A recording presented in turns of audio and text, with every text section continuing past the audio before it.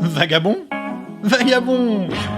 Adieu cette équipe. Bienvenue dans Vagabond, c'est en Turquie qu'on s'envole aujourd'hui. Allez, c'est parti. Here we go! Dans le dernier épisode, vous vous souvenez que j'avais embarqué dans un bus pour passer la frontière Grèce-Turquie. Et c'est en passant cette frontière que j'ai réalisé à quel point la situation était critique en Syrie. Il y avait vraiment un monde fou bloqué à la frontière. Des milliers de réfugiés syriens qui sont parqués dans d'immenses camps de tentes et qui essayent à tout prix de quitter leur pays, qui est en guerre depuis 5 ans maintenant. Il y a des drapeaux de la Croix-Rouge et de Médecins sans frontières qui flottent un peu partout. Bref, ça respire pas vraiment la joie de vivre par ici. Ouais, je sais. Belle entrée en matière dans cet épisode. Oh, j'ai une pêche, les gars! Wouh! Mais bon, ça y est. Après avoir posé mes fesses 17 heures dans un bus, j'arrive enfin à Istanbul. Je suis vraiment excité à l'idée de découvrir cette ville. Je vais pas mentir, je suis très impressionné quand j'arrive au terminal de bus. C'est gigantesque, je suis un peu perdu, mais je trouve rapidement un plan et après ça c'est facile de s'orienter dans cette métropole de 14 millions d'habitants. Pour moi c'est monstrueux, c'est pas loin du double de la population suisse dans une seule ville. Non, c'est... Je me déplace près de la tour de Galata où je rejoins mon hostel. Et alors que je me balade dans la rue, un truc improbable se produit. J'entends quelqu'un qui m'appelle par mon prénom. Marco! C'est un couple d'Iraniens que j'avais rencontré au Monténégro, dans une station de bus. On avait partagé un repas ensemble en attendant un bus pour l'Albanie. Vraiment random de les recroiser ici. Ah, c'est marrant. Je droppe mes affaires à l'hostel et je pars illico pour une première balade, histoire de prendre le pouls de la ville. Mes premières impressions au vrac, c'est que ça caille. 8 degrés, un vent qui te traverse les os. Je m'attendais pas à ça ici, quoi. Une autre surprise à laquelle je m'attendais pas, c'est que je tombe sur une Migros. Donc Migros, c'est une chaîne de supermarchés suisses, donc vraiment random d'en voir en Turquie. Je ferai un petit tour dans un bazar. Purée, tu trouves vraiment de tout ici. Mais quand je dis de tout, c'est vraiment tout. J'ai même vu un mec qui vendait des sangsues à la pièce, quoi. Ouais, non, pourquoi pas, hein. Le lendemain, je découvre le petit-déj à la turque. Œufs, tomates, concombres, fromage blanc et du pain turc. Super bon. Après ce petit-déj de champion, c'est parti pour la découverte d'Istanbul. Comme d'hab, beaucoup de chiens errants et une petite scène qui me fait bien sourire. Je vois un berger allemand qui défend son bol de croquettes contre une armée de mouettes affamées. Les mouettes ont failli avoir le dessus avant que le WAF emporte sa gamelle dans sa niche pour, je cite, déjeuner en paix. Dans toute la ville, l'armée et la police sont vraiment présents en masse. Il y a eu de nombreux attentats récemment. Le dernier date d'il y a 2 mois. Je croise les doigts pour passer entre les gouttes, mais j'essaie de rester à l'affût et d'éviter les grandes foules. Les mesures de sécurité sont au max et à l'entrée du grand bazar on est fouillé avec des détecteurs de métaux. De métal! C'est pesant. Je sais pas comment fait la population locale. Bon, j'imagine qu'ils ont pas vraiment le choix. Ah! Le grand bazar d'Istanbul, c'est vraiment une expérience à pas louper.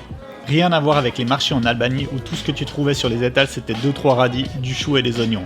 Ici, les étals regorgent de fruits et de légumes, d'épices dont j'ai jamais entendu parler, de loukoum, une friandise douce et super sucrée. Un truc sympa, c'est que la plupart des commerçants turcs t'invitent à boire le thé dans leurs achats. C'est une vraie institution ici. Bon, c'est clair que c'est pas dénué d'intérêt, hein. Ils essaient tous de te vendre un petit truc, mais si on a le temps, c'est sympa de taper une petite discussion. C'est toujours dans un esprit bon enfant. Je suis tombé sur un type, enfin c'est plutôt lui qui m'est tombé dessus, qui voulait me vendre des tapis persans pour chez moi. J'étais là, bah écoute, ils sont très beaux tes tapis mon ami, mais là j'ai plus de chez moi et j'ai pas vraiment la place pour caser un tapis dans mon sac à dos quoi. Il me fait, ah mais tu voyages, pas de problème, j'y vends aussi les tapis volants, c'est plus cher mais je t'ai fait les prix d'amis. Ah je te jure les rires, je me suis bien marré, sont rodés les mecs, ah ambiance garantie dans le grand bazar. Dans le quartier de Sultanahmet, le plus célèbre quartier de la ville, je découvre l'islam et ses mosquées. La mosquée bleue est Sainte-Sophie. Je vois pour la première fois les pratiquants qui se lavent les pieds et les mains avant de rentrer dans les édifices, et c'est drôle de voir les milliers de chaussures laissées à l'entrée des mosquées. Je visiterai la mosquée bleue, c'est intéressant de découvrir d'autres religions. J'ai trouvé les bâtiments magnifiques, mais vraiment dénués de décorations ostentatoires. On est loin des églises de Rome et de leur faste à ce niveau-là. Istanbul, c'est un vrai coup de cœur. Une ville entre tradition et modernité, Europe et Asie. L'atmosphère y est incroyable. Tantôt une ruche bourdonnante quand on se promène dans les quartiers des artisans ou dans le grand bazar et que les odeurs de nourriture et d'épices nous chatouillent le nez.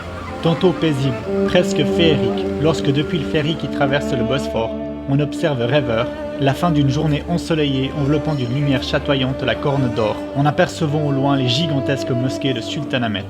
Les goélands rieurs qui tournent autour des bateaux de pêche, les odeurs de la mer, et que tout ce tableau est bercé par les appels à la prière des muezzins qui se propagent dans la ville. Istanbul respire, Istanbul est vivante. Je passe ma dernière soirée à Istanbul à partager une chicha et un thé délicieux en compagnie de voyageurs venant d'Allemagne, de Hollande, d'Iran et d'Espagne. Car c'est surtout ça le voyage, partager et apprendre avec d'autres cultures et personnes. Istanbul a été une expérience incroyable et c'est le Vagar, l'âme, que je quitte cette ville pour poursuivre mon avancée en Turquie. La semaine prochaine, on se retrouvera pour la deuxième partie de mon aventure turque. Restez à l'écoute, hydratez-vous et prenez soin de vous. Des becs cette équipe. Ciao!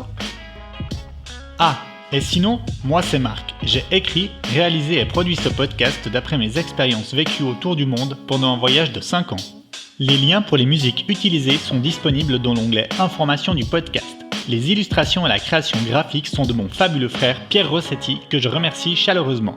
Enfin, Vagabond c'est tous les lundis, alors abonnez-vous pour ne rater aucun épisode. N'hésitez pas à mettre des étoiles, à commenter et à vous abonner à mon Instagram. Et aussi à manger des kiwis tous les jours, c'est hyper important de manger des kiwis. Voilà, merci, bisous et à plus l'équipe, ciao.